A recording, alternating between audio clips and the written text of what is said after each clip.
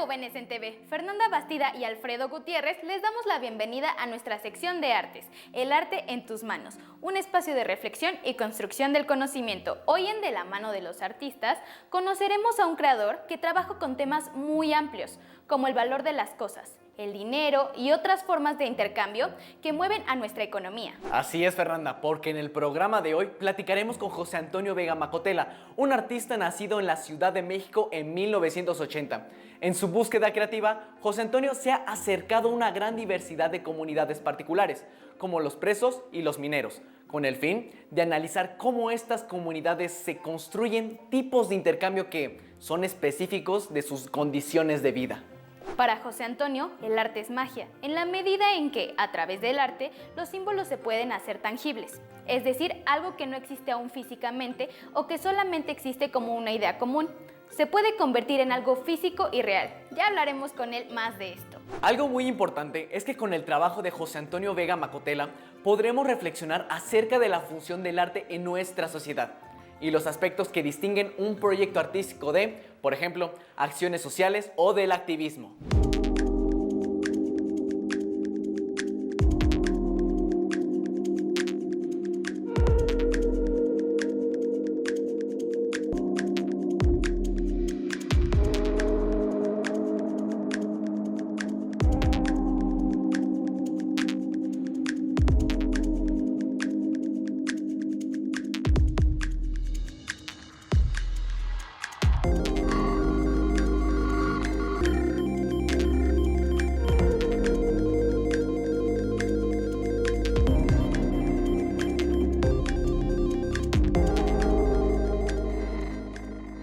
Estamos muy contentos de tener como invitado a José Antonio el día de hoy. Además de sus exposiciones en México y Latinoamérica, José Antonio representó a México en un evento de arte contemporáneo muy importante que ocurre cada 5 años en Kassel, Alemania. Podríamos decir, Fernanda, que Documenta es una exposición de arte contemporáneo gigantesca con artistas de todas partes del mundo y, como bien nos mencionaste, tiene lugar cada 5 años y se ha convertido en una exposición de arte contemporáneo importantísima desde sus inicios en 1955. Y algo muy único de esta exposición es que dura 100 días exactamente abierta a público y hace apenas 3 años nos representó en ese gran evento de arte. Pues no se diga más y vamos a platicar con José Antonio en su estudio en la Ciudad de México.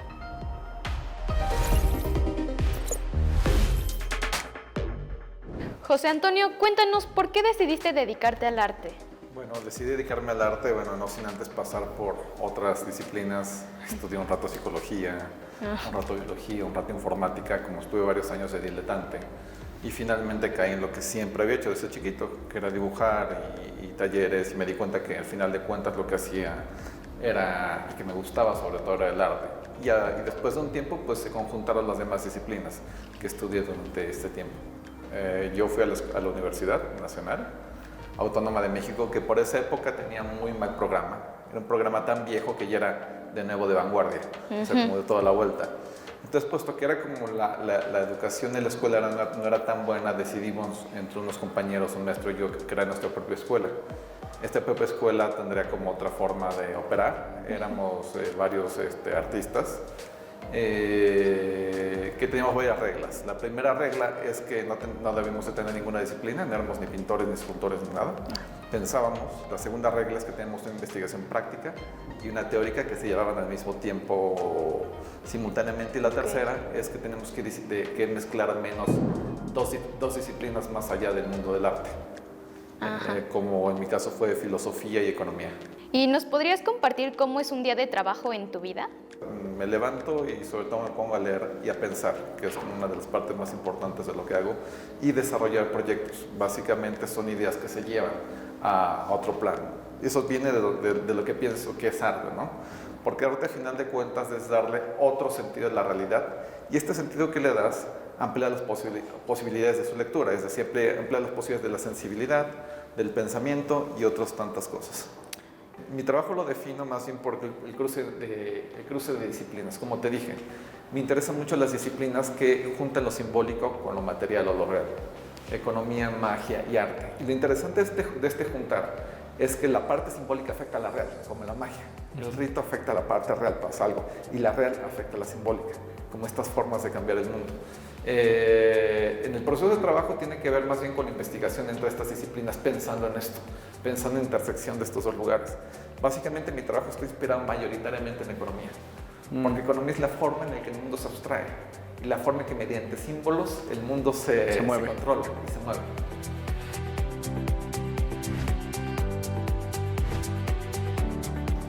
¿Y cuáles son algunas de tus principales influencias? Es que es como complicado porque muchas de mis influencias no son del arte, son más bien como de la filosofía. Chistosamente me interesa mucho Sócrates, cómo se acercaba con la gente, la parte de la mayéutica, que es el proceso de pensamiento que hacía mediante diálogo con los otros. Sí. En términos artísticos son muy variados, porque me gustan desde muy viejos, de pintores venecianos como Tintoretto, Tiziano, hasta muy nuevos como Hito Steyr, por ejemplo, que es una artista alemana. Francis Sales, el artista belgo-mexicano, y bueno, entre otros.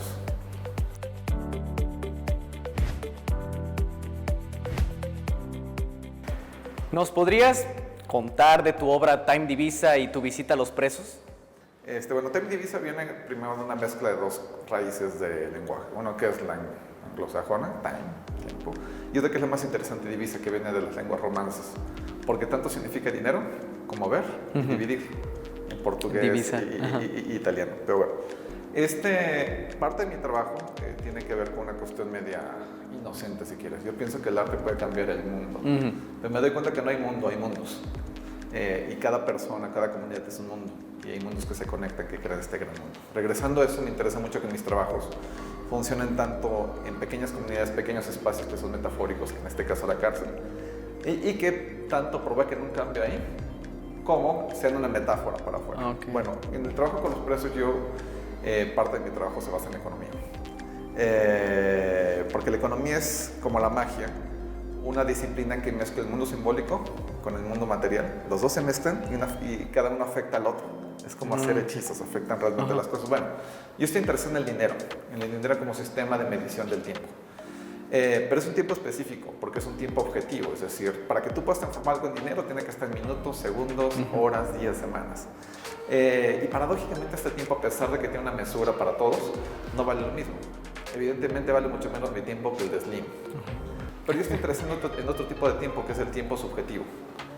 ¿Qué pasa con el tiempo que no puede ser medido? ¿Cómo pasa el tiempo cuando estás enamorado? Cuando estás aburrido, cuando estás enojado. En este sentido yo buscaba como modelos de escala donde pasar esto que te decía. Entonces yo llegué a la cárcel pensando en el dinero, porque la cárcel para mí al principio yo pensaba que era una maqueta a escala de la sociedad en que vivíamos. Regresando a la cárcel, yo a los presos ahí pensando en el tiempo objetivo y subjetivo, les propuse un trato. El trato es que yo haría cualquier cosa que ellos quisieran hacer afuera, mientras al mismo tiempo ellos hacían lo que yo les pidiera dentro de la cárcel. La cuestión es que nunca intercambiábamos una hora por una hora, es decir, por ejemplo me decían Macotel ahí, quiero que vayas y que bailes con mi mamá a las 4 de la tarde del martes. Yo le decía, va, pero el martes al mismo tiempo tú tienes que hacer lo que yo te pida para que estemos conectados, y tú para cuando quieras. Pero tú tienes que saber que mientras estés haciendo lo que yo te pido, yo estoy abrazando a tu mamá o bailando, sea lo que me vayan a pedir. En este sentido fueron 365 intercambios, me llevó cerca de 5 años y medio. Porque me interesa también el ciclo de la que la Tierra da la vuelta al Sol. Es decir, que es el ciclo en el que se basa casi todos los ciclos en todas las culturas. Bueno, dentro de esta investigación que yo estaba haciendo eran formas de representar el tiempo. Al principio lo que le pedí a los presos se decía, bueno, ¿quieres que vaya, que le cante una serenata a tu mamá? Me decía, respira, dibuja tu respiración. Pues así, bueno, todas tus respiraciones me pertenecen. Ya en todos los dibujos de las respiraciones. Era primero el cuerpo, decía, bueno, los latidos de corazón, bueno, lo mismo. Los pensamientos, lo mismo. Fue cambiando y moviéndose, por ejemplo, con el cuerpo, el cabello que crece, las uñas, incluso la saliva y cuestiones similares. De ahí evoluciona la arquitectura, cómo se organizan, cómo se llaman los cuerpos dentro de la cárcel, cómo se organiza la arquitectura dentro de la cárcel. Y hasta terminar justo con el último intercambio que fue que me pidió uno de los muchachos que me volviera a su familia durante año y medio y lo fuera a visitar como tal, y a cambio yo le pedí que me enseñara cómo sobrevivir en la cárcel. Hice una serie de textos. Entonces te digo que era como, es variadito.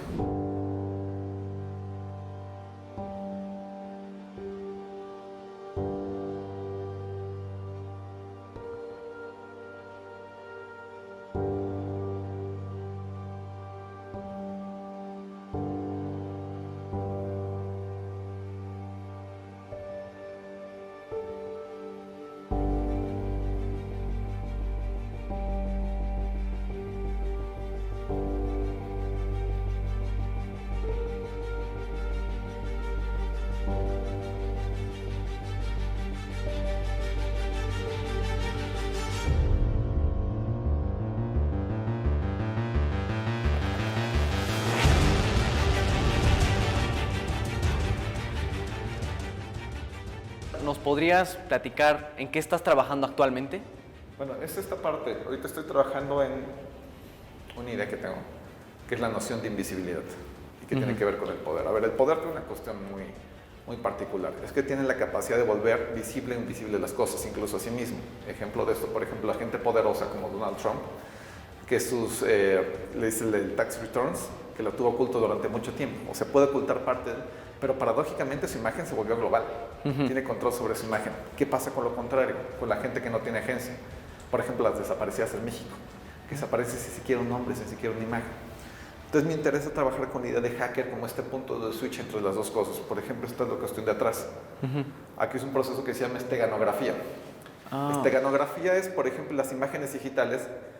Puedes meter archivos en imágenes JPG y no te das cuenta. La forma en la que funciona este proceso es que los píxeles cambian ligeramente, pero tus ojos no lo pueden ver porque es un microcambio y ahí está la información en el cambio. Lo que hice con esto, también me di cuenta que hay un proceso de tela con el que se hacen los tejiditos de figuras que se llama Jacquard. El proceso de Jacquard es muy parecido al proceso de la imagen digital, de la creación de imagen digital. Entonces tomé unas fotos de internet de baja resolución de incendios, ahorita te digo por qué incendios, es un incendio. En el que puse, ¿cómo se llama? Una lista. Esta lista es parte de una lista que se llama la lista Falciani. Hervé Falciani fue de los primeros leakers antes de Snowden. Él trabajaba en el banco HSBC de Zurich. Entonces se robó 200,000 nombres de gente que tenía cuentas, digamos, raras en Europa y las distribuyó a varios lugares. Estos son 2,000 nombres que él sacó de ahí, que están encriptados aquí, que son parte de los responsables de la crisis griega. Entonces lo que pasa con la estenografía es que cuando sobrecargas una imagen, el píxel se revienta y se vuelve dorado. Aquí los píxeles dorados son unos.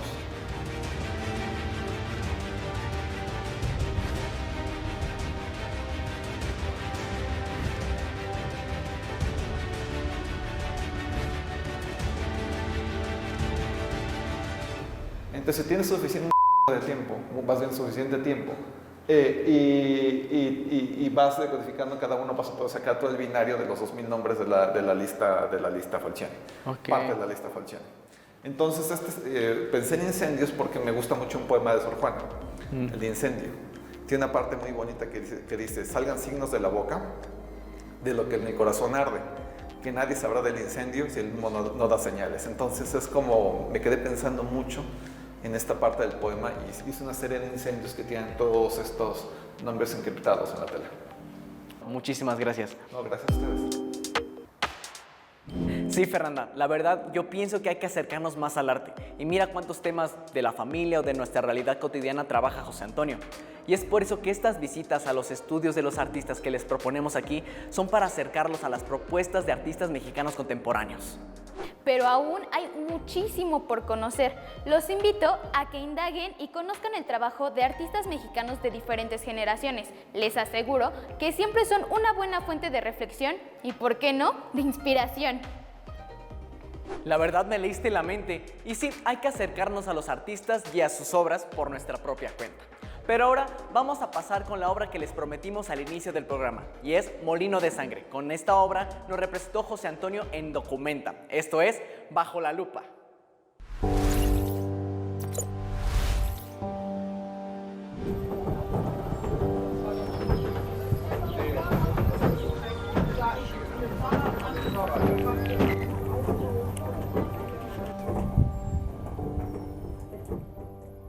La pieza que yo puse para Documenta se llama Molino de Sangre, y de hecho literalmente es como se llaman las piezas. Me explico rápido.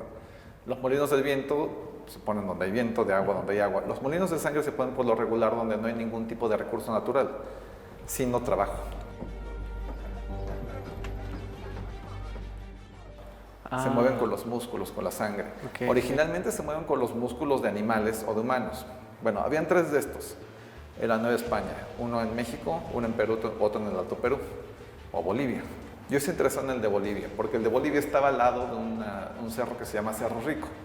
Es donde salió la mayor, en el Potosí boliviano, es donde salió la mayor cantidad de plata de las Américas a Europa.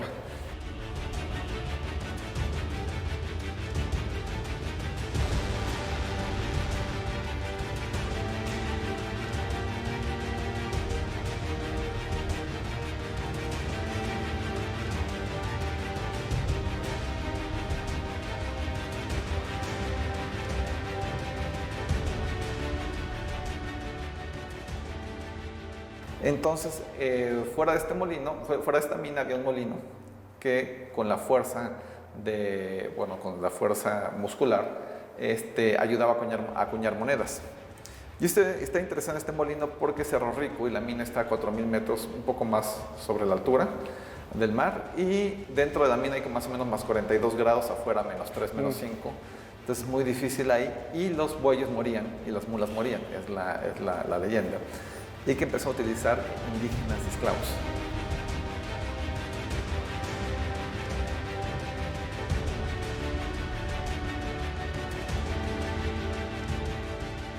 Entonces yo me quedé pensando mucho esto como un símbolo de la colonia, donde se transforma la carne. Imagínate que se transforma la carne del esclavo en la cara del rey sobre plata.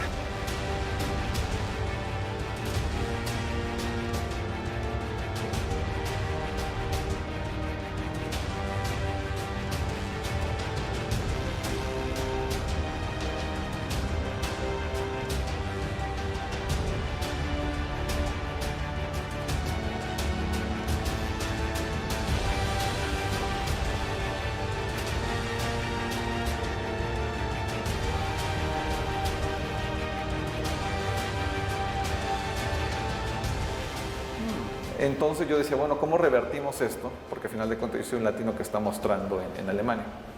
Entonces yo fui a buscar los planos originales y reconstruí el molino en Kassel, que es donde se la documenta. Pero este molino es algo diferente. En vez de crear una moneda, creamos otra moneda, que es una moneda que creé yo que se llama Tello, que era hacía una cuestión como una moneda normal, pero lo más importante es que minaba una criptomoneda basada en blockchain, como el Bitcoin o como el Ethereum. Entonces la característica de estas criptomonedas es que tú puedes crear programas. Ahí puedes meter programas, pero estos programas tienen una característica muy importante.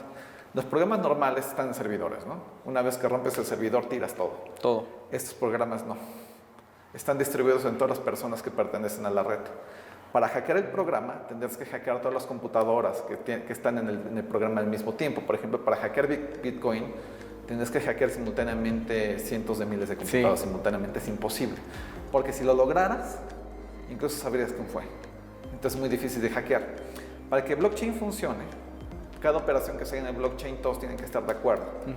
Eso se llama minar.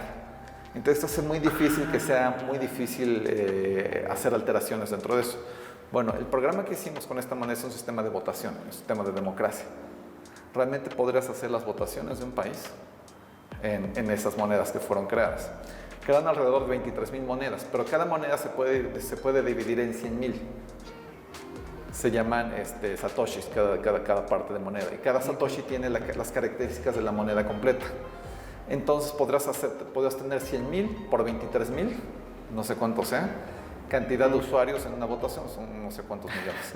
Entonces, son la gente que podría votar bajo el sistema. Es la parte simbólica de revertir un sistema de democracia. Porque, bueno, los que operaban el nuevo molino no eran esclavos, evidentemente, era gente que tenía la capacidad para ir a la documenta, explico, para ir a casa. Entonces, a ponerlos a trabajar para generar este sistema. Es así. Y, bueno, tú como artista que trabajas con temas sociales, ¿cómo definirías o cómo separarías de lo artístico a lo activista? Que yo sí soy como muy respetuoso de la parte activista, sobre todo en un lugar como México, donde muchos activistas desaparecen, de muchos activistas no tienen ningún tipo de visibilidad. Yo no me atrevería, a pesar de trabajar con temas sociales, intentar hacer como este gesto de modificación del mundo. Yo no me atrevería a meterme como en los territorios del activista por mucho respeto, sobre todo en un país como este. Entonces el arte crea en términos más o menos simbólicos. Es un acto simbólico que puede interferir o no interferir en la realidad. El activista, por el contrario, es una cuestión que afecta a lo real. Y la afectación que hace en lo real es la que crea parte simbólica, es como un sistema opuesto. Y además es una cuestión diferente. En un país como México los activistas no tienen cara. Y el artista sí, ¿cómo se llama? Generalmente muestra su cara. Entonces es una contradicción. Yo no me atrevería a utilizar una de estas cuestiones como ¿cómo se llama? Para una causa propia. Entonces yo más bien es una cuestión para mí de mucho respeto, sobre todo en un país como el nuestro, donde, como había platicado al principio, es un país de desaparecidos y de muertos. ¡Wow! ¡Qué bien representados estuvimos en Alemania por este joven artista! Hay que estar muy pendientes de lo que José Antonio esté haciendo, porque es un artista con una carrera muy prometedora. Así como ustedes, él también estuvo en la disyuntiva de qué estudiar y a qué dedicarse profesionalmente, y él apostó por su creatividad. Pensaríamos que el arte es solamente pintura o escultura, pero como vimos el día de hoy, el arte contemporáneo nos habla de muchas cosas relevantes en nuestra actualidad y pueden cobrar muchísimas formas, como la instalación Molino de Sangre. Bueno, hemos llegado al final de este programa de artes con el artista José Antonio Vega Macotela. Esperamos que su trabajo les haya parecido tan interesante como a nosotros y los haya hecho reflexionar y cuestionarse. Es importante que como sociedad pensemos qué funciona y qué podemos cambiar o mejorar. Compártenos en nuestras redes algún video en donde muestres algo que pueda mejorarse en tu comunidad y dinos qué se te ocurre para impulsar un cambio. Nos despedimos, pero los esperamos en nuestro siguiente programa de artes, El arte en tus manos, aquí, en Jóvenes en TV, un espacio de reflexión y construcción del conocimiento. Y no olviden que este programa es de ustedes. Participen con Jóvenes en TV, un grupo de jóvenes en casa. Hagan este programa con nosotros. Escríbanos, comenten, participen y hagan sus aportaciones. ¡Hasta pronto!